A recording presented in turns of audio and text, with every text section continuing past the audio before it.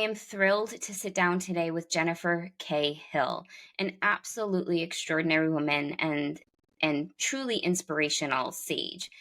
I know that you'll be very inspired by her story and learn so much from what she's learned and is going to share today. From navigating a lot in her life, she has come so far. Jennifer Hill is an evolutionary leader, a global speaker, podcast host, author, and entrepreneur. She exited her first company in 2018 and is now building a software company called OptiMatch, which has cracked the code of human connection. Jennifer can create a company like this because of the personal experiences that she has had throughout her life that has taught her so much. She listened, she downloaded so much information that came her way through her life experiences and put it all together and has done remarkable things. I'm going to stop talking now and let Jennifer start sharing her story. Jennifer, welcome. Thank you for being a guest on the Sage Real Stories podcast today. Thank you so much, Linda, and thank you to all of the Sage listeners out there. As I was sharing with Linda before we went live, I said, listen, this is no holds bars. I am as transparent as I can be without scaring people, because some of it is a little scary and a little dark, if I'm being quite frank with you. I was just on a call with somebody yesterday and telling them my journey of being a recovering jerk. And the guy I was on the call with is like, no, I'm like demoing the OptiMatch product. He runs a company, a large law firm. And he's like, no, you were not a recovering jerk. And I'm like, yeah, I was a recovering jerk. And it all kind of started out of that lack of understanding of myself and lack of understanding of others. In fact, I was recently doing an interview with Neil Donald Walsh, the author of Conversations with God. And we got into a fun argument about forgiveness versus understanding. And I was talking to Neil about this idea of like, hey, what if as human beings we could all forgive ourselves and then be able to cultivate that forgiveness and compassion for one another? And I loved it because Neil challenged me. And this is one of the things that has really shaped my journey, is to have people and be open to people who are constantly giving what another thought leader, Alison Armstrong, calls positive resistance to anything you say. Like, we may have our paradigm or opinion on something, and yet could we, for even a few seconds or a few minutes, open our minds and our paradigm up to something else? So when Neil challenged me yesterday, to a funny conversation with my parents I was just thinking of, when Neil challenged me yesterday about forgiveness, he said, Jennifer, to forgive is to be hubristic. To understand is to be compassionate. Because if I'm saying I forgive you, Linda, or I forgive anybody, I'm saying that I'm better than you and that you deserve forgiveness. Yet really, what if we could just cultivate this sense of understanding for why the choices we made, why the choices our exes made, or our children, or I love that. friends. Yeah, it was mind-blowing. I was telling this to my parents because I talk to my mom and dad every day. I'm very grateful, having come from where I came from and had a very unhealthy relationship, like many of us do with our parents when we're growing up. And so my mom and I always start talking on the phone, and we start talking, and my dad overhears this, and he's like, well, I can't forgive you. I can't forgive you for any of this stuff. And he just starts messing with me because he doesn't, they're adorable. Like, I love my parents. They're perfect. But, going back to where it all began is when I was growing up, when I was in my early teens, late teens, early 20s, I would say self-hatred was, what I would describe my life looked like, because I couldn't understand myself. And it's funny because before the interview with Neil, I would have said I couldn't forgive myself, though now I would have used the word understand. I really couldn't understand myself. I couldn't understand other people, and I couldn't, quite honestly, it's a bit emotional, I couldn't understand why I was alive. I really couldn't. I had 3 failed suicide attempts, 2 very close to being near death. In fact, one of them, I was so committed. First, I went to go and try and jump off a building. I took my car down to San Diego and went to Balboa Park. But then I started having thoughts. I was like, well, what if I jump from 3 stories up and I don't die? Then I'm just going to be crippled. I don't know if I want that. So I went and bought a full bottle of Somnic sleeping pills that were over-the-counter sleeping pills. I think I was 18 years old. And I took the entire box, and somehow I don't know how. Talk about hand of God, miracles, whatever you want to call it. My car, the Toyota Corolla, it was like one of those like peach colored Toyota Corollas, one of my first cars, was literally hanging off the edge of a cliff because I had taken all these sleeping pills. It's hanging over the side. Somehow I had quote unquote parked there. But instead of dying, I started hallucinating and I started wandering around, not knowing what was real or not. This was in the middle of the day. And by a true miracle, Linda, somebody who knew me, who's around my age, so she's not that old, like 19, 20, a year or two older than me, happened to be driving down this remote road 30 minutes from my parents' house where my car was hanging off the side of this ravine thing and found me out of my mind and got me to my parents into the hospital. And that was part of my journey. I was bulimic. I started throwing up when I was 15. God bless my cheerleading coach. I have complete understanding. She was doing the best she could at that time. She told all of us cheerleaders, if you eat too much, girls, or you drink too much, you should stick your fingers down your throat, which led to me vomiting 20 No. times a day. It was part of the path though. That's the thing, Linda, is I have zero blame. I have nothing but love in my heart for this woman because me choosing, it wasn't that she did anything to me. I made the choice to be bulimic and to continue being bulimic for nearly a decade.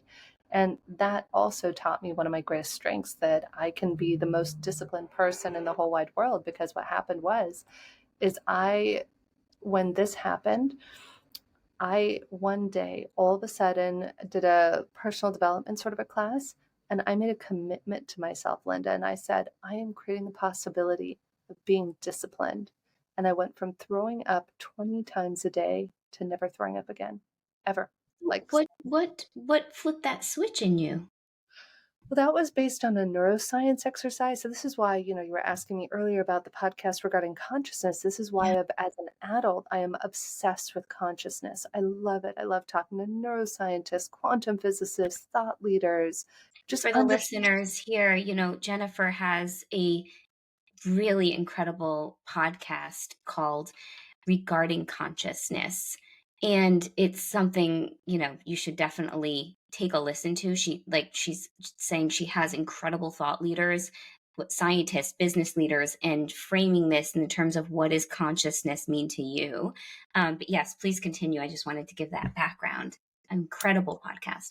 Yeah, so thank you. I receive it. And that's what really was the catalyst for me, was that incident when I was about, God, I was 25 years old. And actually, I'll paint the picture. It's might make me tear up a little bit. Um, So I was throwing up every day, 20 times a day. I was with my boyfriend at that point for about a year and a half. And we had both done this personal development class, which total other story about how I resisted it at first, but it did start to catalyze my growth. But I still had this shameful thing that I was throwing up. And not only that, I was also drinking quite a bit at that point. And I went there, and what was so extraordinary about this work they did is they look at what's so like, and I was so ashamed and so embarrassed I couldn't even write down obviously bulimic because my boyfriend didn't know, nobody knew. So I Oh, just wrote my health. I just wrote like what's at stake out of me participating in this exercise was my health. And then I wrote down what wasn't working or not working as well. As my health was at stake. I was throwing up, all the implications of that, the depression, the self-loathing. And then you looked at what was missing that would make a difference. And so you start to come from a place of wonderment. So once you're able to come from a space of nothing, you begin to see, well, if I could create anything, what would I create in this moment? And that's what this particular organization called the distinction of creating a possibility. And I was like, wow, well, I guess if I was being disciplined, I just wouldn't throw up anymore. I would just have some faculty over how I'm interacting with alcohol or with eating or drinking or any of that. And in that moment, I created the possibility of being disciplined. And I shared it with everybody in the group, the 5, 6 people there, my ex at the time and his brother. And that was it. And then the next day I didn't throw up. And then a week later, I sat down with my boyfriend at the time and told him over lunch, I've been bulimic the whole time we've been together. And I want you to know that session you did with Max transformed my life. wow. Wow. So this is very interesting to me. And I would love to just dive just a little deeper in this moment for you because it clearly was very pivotal. Um, Eating disorder, do you think that that was rooted in so the depression, do you think came first before the eating disorder? Is my first question. How are they related in your mind? So knowing what I know now about human physiology and the integral link between our gut and our mental health and well-being. I think it's comme ci comme ça. I think it's chicken and egg, because I think that oftentimes, this is a terrible thing to admit, I don't think I've ever admitted this on any interview ever, but I would often, if I was going to throw up, I would have a tub of ice cream because, God, this is horrible. If you ate ice cream and then the thing you wanted to throw up, it didn't taste so bad coming out and it was easier. So I say that because even people who think, oh, I'm just going to throw up and I won't have the ice cream in my system or whatever it is, you still do absorb some of the sugar. And so I'm sure that was not helping things. If you've read any studies or understand anything about the microbiome in our gut, that those of us who drink soda, eat sugar. In fact, just today I was seeing my naturopath here in Lisbon, and he's like, Jen, have you been having more sugar? And God, you know, I normally don't eat much sugar nowadays, very rarely, but God bless my husband now, who got me like 2 chocolate mousses and a tiramisu in the last week. And I'm like, uh-huh, yeah, about that, Jose. Yeah, oopsies. But it does show up in your body and it impacts Yeah, it's everything. not nourishing. Yeah, it's not nourishing and it's very depleting. Yeah, and so that was for me, I would say it's a chicken and egg question, because it's Yeah. hard to recall, because I was in such a dark place, even from the age of like 11, 12 on. And I think I shared this with you. I only found out about 5, 6 years ago I was high functioning on the spectrum. And when I learned that, I was like, oh, that's why nobody made sense to me. Talk about that lack of understanding. People ask me now, well, how were you inspired to create OptiMatch? And I was like, it was out of survival. I literally had to look at people as though they were a logic puzzle. Like, my brain loves logic puzzles. If apple can't be next to pear but needs to be the left of tomato and to the right of peas, where do bananas go? You know, my brain is like, ooh, yes, let's figure that out. And that's what was the catalyst for me, you know, not wanting, needing, necessitating to better understand people, because part of the depression part of it is being, you know, on the spectrum. When I was younger and not knowing it, girls are very rarely diagnosed until much later in life. They're getting a little bit better about it. And I just was saying the wrong thing. I was bullied. Great example is when I was about 12 or 13, I had a girl who I thought was my friend. And it turns out this is very common of those of us on the spectrum, is I had this girl who I thought was a friend, and yet we can't identify like real friends or not. Like, we don't actually have that trigger in our brains to understand whether somebody is being genuine with us. So she's like, "Oh, Jen, you have the best voice." This was English class, and I was like Mrs. Ferguson's English class in middle school.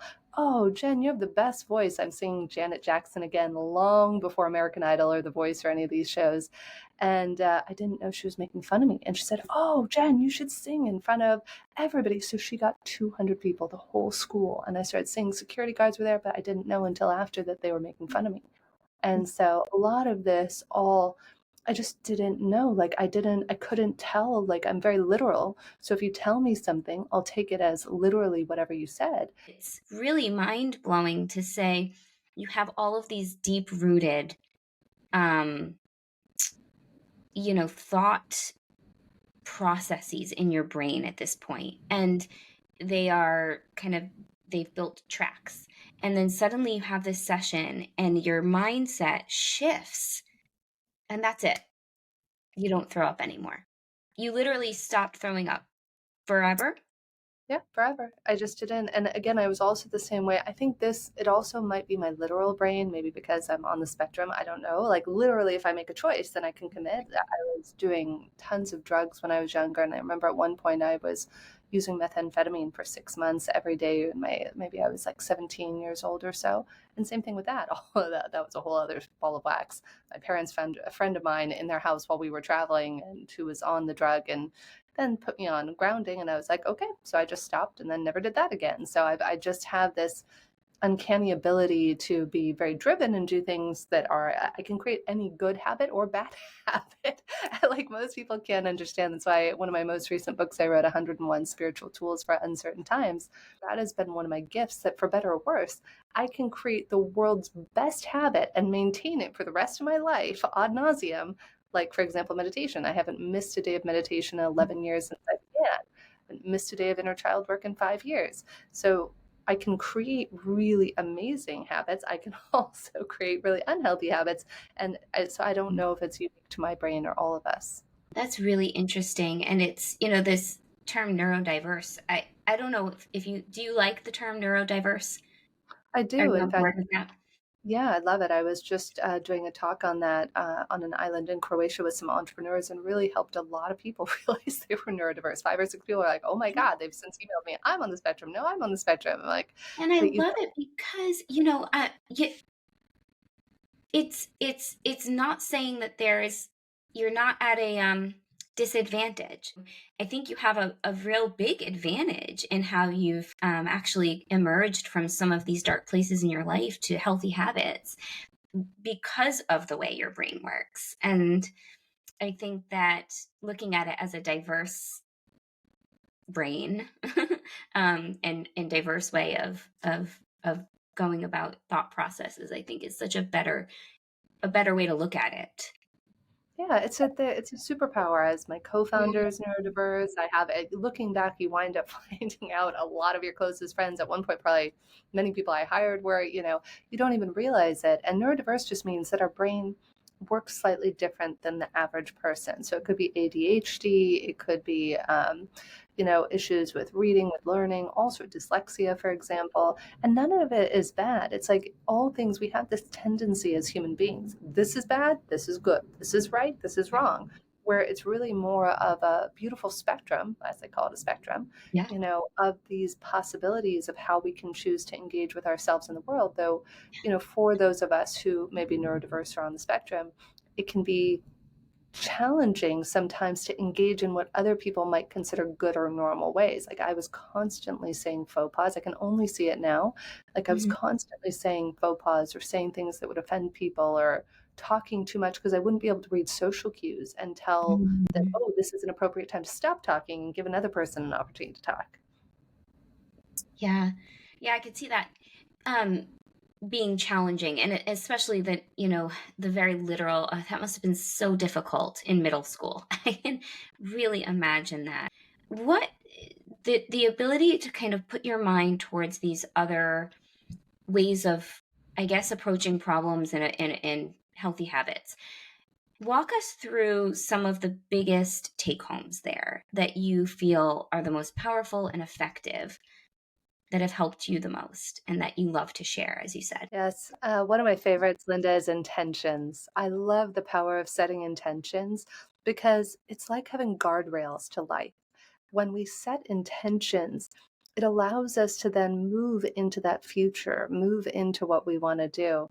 In fact, I'm going to take it a step further and I'll share something, an interview that's going to be out soon with a brilliant man who I got to interview. He's been on Oprah, worked with Ram Dass, Dalai Lama, all these amazing people. And I've been doing intention setting for, God, probably a decade. And I'll go through my old process and then I'll share with you what Jonathan Robinson just shared with me that was life changing. So, Amazing. my methodology that I've been using for probably well over a decade now is one, every Sunday, I set my weekly intentions. This was more of a CEO technique that I had read years ago that great CEOs take 2 hours to set up their week. I scan through my meetings, I look at, is this what I'm committed to? I set intentions. Who do I want to ontologically be in the meeting? So it's not just from a goal setting standpoint, I'm going to do this podcast with Linda. Like if I were to look at my intentions for you and I for this week, it was probably enjoy a loving, dynamic, playful interview with Linda where I'm authentic and present. Mhm. That might be an intention I would set before an interview I or love that. meeting, draw the right investors towards me, whatever it is. I have all of these ontological, and then I actually have the KPIs or numeric things that I want to do. So I do that every Sunday. First of the month, I always set my intentions for the coming month. And then I also set daily intentions. So I set, and in fact, Melissa Bernstein, who we were talking about before this, I loved a technique she taught me, which was, you pick your top 3 things a day that you must complete, and you do not do anything else on your list until you've accomplished those 3 things. So Yeah. love that. Then what Melissa happens? Bernstein from Melissa and Doug, just for the listeners here. Yeah, Very successful entrepreneur. Great tip. I love that. she's Amazing. been extraordinary just as a friend, mentor. And fast forward though to Jonathan Robinson. So a couple weeks ago, I was doing an interview with him. He's written, I think he's reached 200 million people, if you can imagine. He's like, Michael, talk about setting intentions. And I give this for a very specific reason. Jonathan told me when he created the system, he was living rough. I think he was homeless at the time. And when Mhm. he created the system that I'm about to share with you, he and his friend, who were like living in a van at the time, His friend wanted, I think, to make $200 million, and he wanted to impact 200 million people. This was 20 years ago. And when I spoke with Hmm. him, he had just accomplished that, and so had his friend. And here's the technique that they've used to get people off heroin, to get people off cocaine, to get people off of everything. You write out a list. Actually, I'll give you a sample of what it is. He wrote about it in his book, but I can tell you because I have an accountability buddy as well that really helps. She and I do a call every Mm. single day for 10 minutes, 15 minutes to share what we're accountable for and to listen for Mm. any support we need. So here's the languaging. I'll tell you mine for this week. I, Jennifer Cahill, CEO of OptiMatch, agree to complete the following items by Monday, December 4th, 2023. So this is before I even saw Jose today. I could tell my body was not happy with the sugar. Remove all sugar, gluten, alcohol, and carbs from my diet until Monday, December 4th. So I'm going to try it out for a week, see how it goes. Reach out to 20 or more early stage investors via LinkedIn or using my assistant's help. Get back to Mac, who's the guy who's rewriting my speaker website. Get one or more paying OptiMatch clients and write one or more of the how to use OptiMatch manuals for our client. For each item I fail to complete by 1 week from today, I agree to rip up or throw away $1. So this is his technique that he put in there, and you reset it every Sunday. But he said that again, going into consciousness, the human consciousness and psychology around money is that we will give up heroin, bulimia, whatever it is, to not tear up that dollar bill. Wow. I'm gonna try this. This is Yeah, incredible. And it's like a contract with yourself, yes, but and you sign it. it's not, yeah, this is amazing. And there's a consequence. How do you know how lofty of goals, like, so does it take some trial and error to see what's sort of doable? Or I feel like I would start off and maybe set too lofty of goals or not, lofty enough. How do you gauge that? I think that we have this opportunity to be present and to really ask ourselves what we're capable of. When I work with coaching clients, I often coach CEOs and executives. I tell people that you always want to choose something that feels uncomfortable. Like for me, I don't eat sugar often, but I eat it probably once a week or so. And again, I do love French fries. French fries are my jam. Like that's Mhm. more than sugar or anything. You could give me French fries every day, all day. Ditto. I love French fries. So giving up potatoes, let alone French fries for a week, that is well outside the scope of what I know myself to be capable of. That's much harder for me than the sugar or anything else. So that's definitely challenging. So when I'm working with an executive or mentoring or coaching someone, I always tell them you want to choose something that's slightly uncomfortable. Like whatever you're comfortable with, you want to pick something 10 or 20% beyond that, whether it's Mhm. the amount of money you want to make, asking for a raise.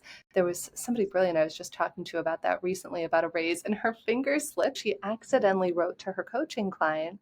She said, ask, it was a man, and she said, he's negotiating an offer. She says, ask for a 35% increase on the offer. Now, her finger had slipped and she didn't see it because her glasses weren't on. So she thought she told them a 15% increase.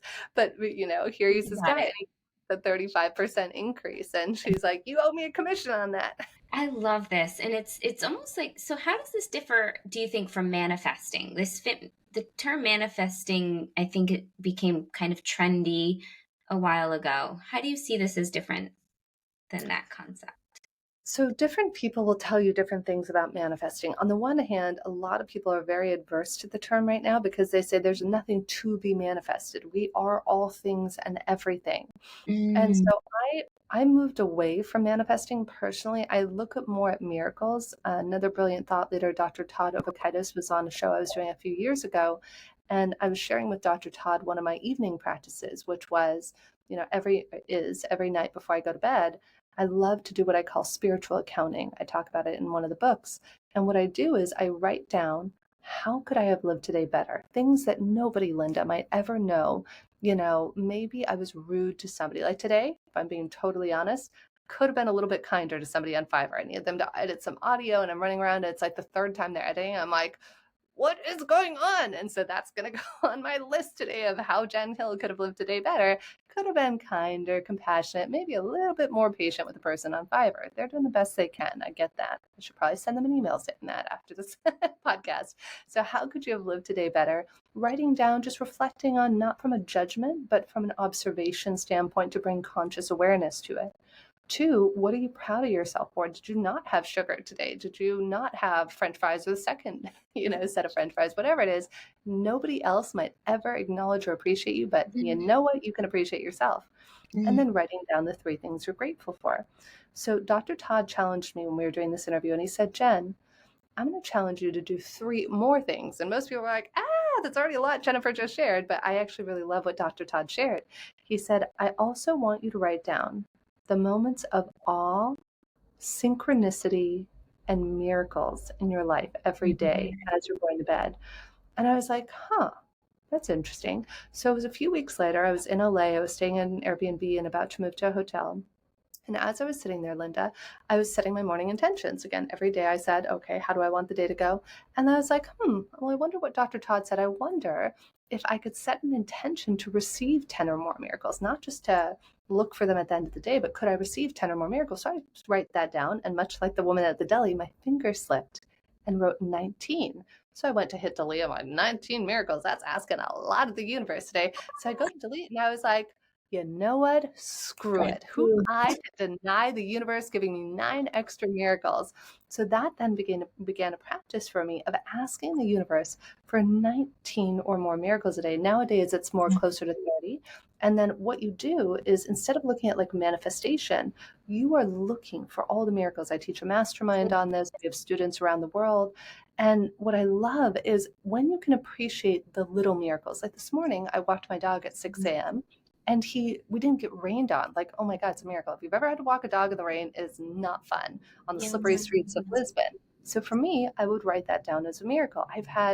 And then the miracles, when you can begin to appreciate the little ones, this goes in back to the whole consciousness and neuroscience standpoint. At a conscious level, Linda, our brain is processing billions with a B, bits of information, second by second by second, so that's at the subconscious level. At the conscious level, our brain is only processing, get ready for it, 50 to 120 bits per second. So if I am putting on my miracle looking for, glasses or lens or headset, whatever you want to imagine, then I am going to be focusing my attention on the 50 to 120 bits of information per second that validate the miracles in my life. So that's one of the things I teach in a class I facilitate.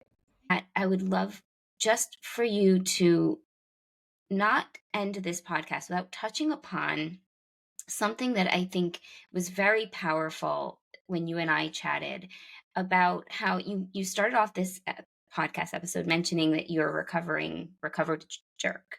Is that the right term that you said? Yeah, well, unless it depends on where this is airing, because there's another word we could use, but jerk is the most PC word. Yeah. We'll leave it at jerk. I think everyone understands. But you've come so far in your ability to have not forgiveness, but compassion and understanding. And I would love for you to just talk through that a little bit, because it really struck me when we last chatted that this has been a really big, actually, scaffolding to setting yourself up for your success and connecting with people and being able to, or I guess, what has allowed you to overcome being that jerk? Is it compassion, understanding, being present? Talk us through that part of it a little bit and how that has helped you get to where you're at today. Yeah. One of my favorite stories that I often use when I'm speaking to highlight this, story to give people a sense of A, what a jerk I was, and also B, where you can go to if you are a jerk. So that way we can all be recovering jerks anonymous, or not so anonymous in my case. So one of the things that I like to share is there was a woman I worked with, and she was one of my first employees, and she's a human being. She makes mistakes, though often we all have done it. Could be our spouse, could be our friend, could be our colleague. Somebody makes a mistake, and we make a mental note of it. And then somebody makes another mental note where oh, I know how this is going to go. Like we've already played out the story in advance, right? And that's how it was going with this particular person. And she wound up, not returning a couple of client phone calls. I was getting really frustrated. And thank God we all need to have a coach at some point or another. I had hired a business coach around that time. And two very important things happened that helped me begin to shift how I saw the world and myself and others. One is he challenged me when this was happening, and I was like, oh, I can't deal with this anymore. And he said, Jen, what if the reason she is a disappointment is because you are looking for her to be a disappointment? I was like, how dare you? The nerve that I have all the things right here. I have the missed calls, blah, blah, blah. So, in the same way we just talked about from a neuroscience standpoint, there's only 50 to 120 bits per second that we can focus on out of all the billions of bits. So he said, Jen, I'm going to challenge you one day or every day for the next week.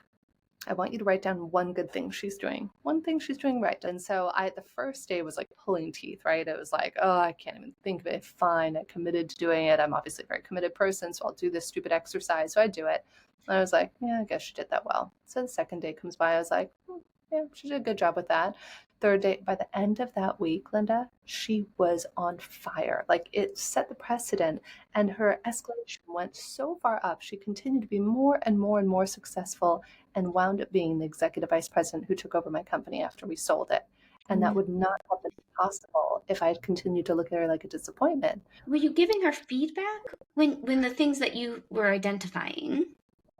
Well, so when you're a recovering jerk, or when you're a jerk at the time and not quite recovered yet, feedback is a very soft term that we could say.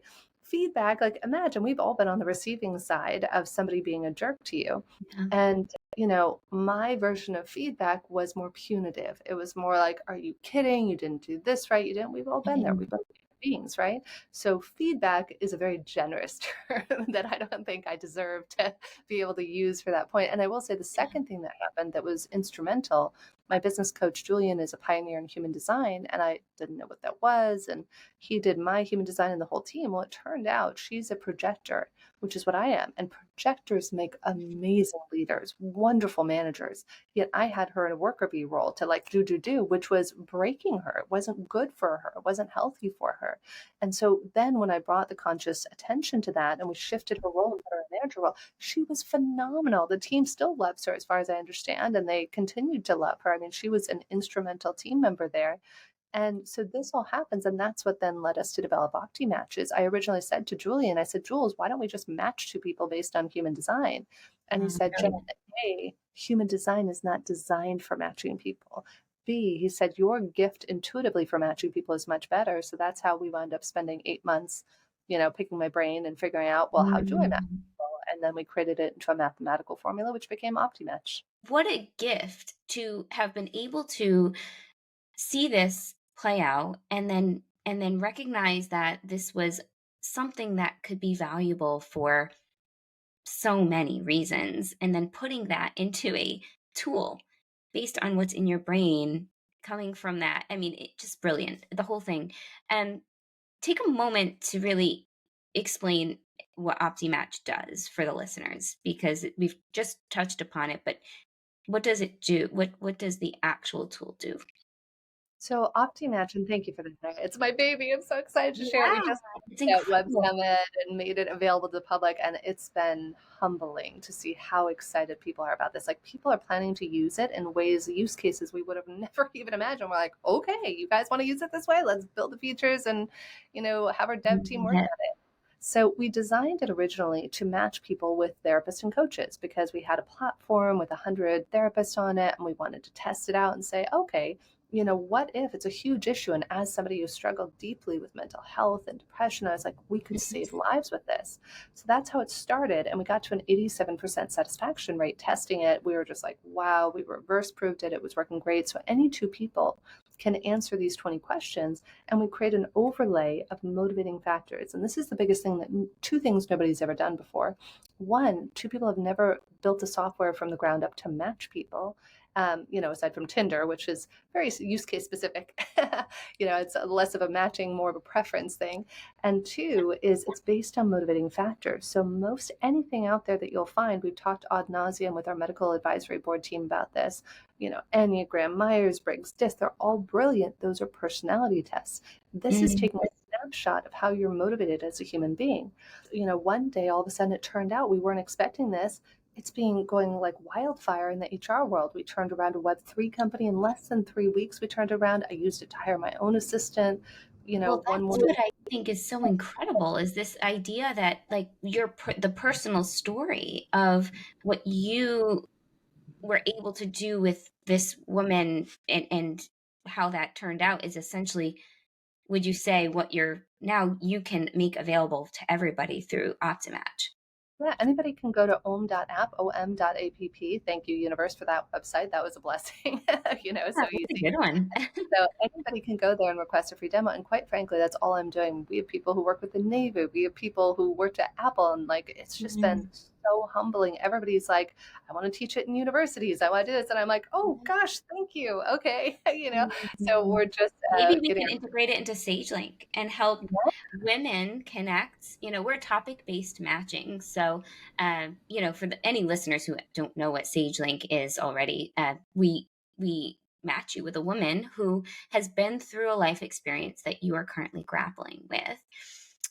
The platform is it's being rebuilt into a mobile app right now, but it will be launching early in 2024. But perhaps we can collaborate and have more precise matches based on your technology in SageLink. I can't wait to talk offline about I that. would love that. Yeah, I would love it. I mean, even committees. I was talking to a guy last night who I was demoing. He's like, I sit on committees and then somebody new comes on and nobody knows. It's like, you could do this with any organization, anything, and have the mentor. Imagine you start a new company, you don't feel aligned with somebody. Well, if you have a mentor assigned to you or you're on a committee, you have a mentor assigned to you, and that person is very closely aligned, that reduces friction significantly and you feel safe. 83% of US workers suffer from stress-related, work-related stress or anxiety or Mhm. depression.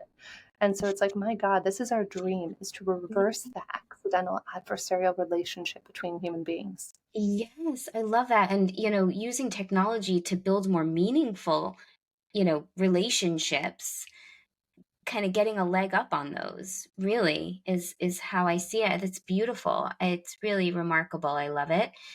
Based on all of what you've learned, all of what we've talked about on this podcast, what are some just real take homes for anyone that's seeking to be jerk free, open, present, compassionate people when connecting with other human beings? So two things, Linda, come very strongly to mind that I'll share. One is Doug Knoll wrote a book, I think it's called De-Escalate, that was just referred to me. And if somebody is upset, to just call out what they're feeling. So, wow, you're really angry right now. And often, just by acknowledging what's so for another human being, it allows you to quickly and effortlessly, I guess, in Doug Knoll's book, he talks about how you can de-escalate any situation in 90 seconds. A wonderful new friend named Gio just referred it to me. And then two was one day I was in a meditative experience and I received one of the most profound pieces of wisdom I've ever received. And it is my mantra every day when it comes to human beings. Everyone is doing the very best that they can in every moment, and that includes you. And if we can always remind ourselves of that, even when somebody else is being reactive, even if you have a 2-year-old screaming or somebody forgot to do something, what if we could remember that everyone is doing the best they can in every moment, and most importantly, so are you. Incredible. Yeah, I love that we've come full circle on that compassion and understanding piece. It's so crucial, just for, navigating this life and recognizing too that everyone has either doing the best that they can, because we all have backgrounds, stuff going on in the background. There was this very powerful I want to say it was the Mayo Clinic. There was a very powerful video that a hospital system put out where patients are walking in the hallways, family members are visiting, and it's taking you through a day in the life inside a hospital. But everyone has a bubble above their head. And so what our perceptions are of, this woman who's looking kind of grumpy in the elevator, but her husband just got diagnosed with, 3 weeks to live. We all have these thought bubbles. And you mentioned something that made me think, we should giving people the benefit of the doubt. I think it's kind of what I take from that is seeing them as people that are doing the best that they can, and giving them that space. And also the de-escalation pieces, sometimes they need to feel that understanding. That is just a beautiful, beautiful thing, in a nutshell, helping understand that people need to be understood. And I think what you've learned, Jennifer, along your path is so beautiful. And I'm in awe of you and everything that you have been able to overcome, and where you have gone in your evolution as a human is remarkable and inspiring. Any last thoughts for our listeners? Hey, thank you, Linda. Thank you for your generous and kind and open listening. I can tell you're an amazing leader yourself because you're like a sponge. You receive it, and that's probably why you're so great at leading Sage and your team over there. And I will say the other thing that comes to mind, it was a quote I saw right before I hopped on with us today. And it's a quote that I'd love to leave everyone with today. And ironically, I didn't realize this quote until I saw it. It's actually on the first page of my memoir. I'm writing another book right now with a friend of mine, and he wanted to see the first few pages of my memoir. And so I pulled it up right before I call. And lo and behold, my favorite quote of all time, I forgot. It was from Neil Donald Walsh, who I just interviewed. So I'll share it with you now. Let this be your greatest task. Let this be your greatest joy, to give people back to themselves, even in their darkest hour, especially in that hour. And that is my purpose. Wow. What does that mean to you, to give people back to themselves? What it means is that just like I was a lost soul, God, it's so apropos. I was just watching with my husband this weekend the movie Soul. Have you seen that from Pixar? So good. Great homework. Part of it is you have these lost souls, and people who are lost souls are covered in darkness. They have so much fear, resentment, betrayal, anger, etc., that you can no longer see your light, and they can no longer see their light. So I think I've never said this before, but the thing that I see of giving people back to themselves is to find that thread of light. And in the same way, you have an ember of a fire to blow on that light, to nurture that light, to allow that light to turn into a burning fire that allows that person to come back into the lightness of who they are as a human being. I have the chills. I have the chills. That is, wow, what a way to end this episode. Jennifer, you are a beautiful human being. Thank you for sharing all of this sage wisdom and insight with our listeners.